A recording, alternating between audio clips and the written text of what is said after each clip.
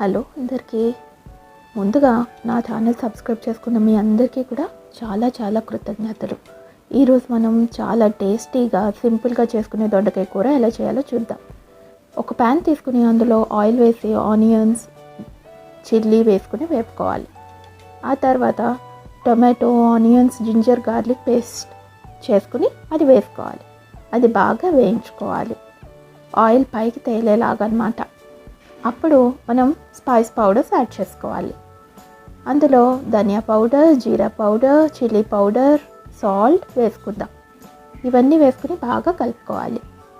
కలుపుకున్న తర్వాత కొంచెం సేపు మళ్ళీ ఫ్రై అవ్వనివ్వాలి. ఇలా ఆయిల్ పైకి తేలాలన్నమాట. ఇప్పుడు కొంచెం ఒక 2 విజిల్స్ వచ్చేలాగా బాయిల్ చేసుకున్న దొండకాయ పీసెస్ని వేసుకోవాలి. మనకి నచ్చినట్టుగా చక్రాల్లాగా లేదా స్ట్రైట్గా కాసేపు మగ్గిన తర్వాత మూత తీసి చూస్తే కర్రీ రెడీ అయిపోతుంది. Thank you for watching.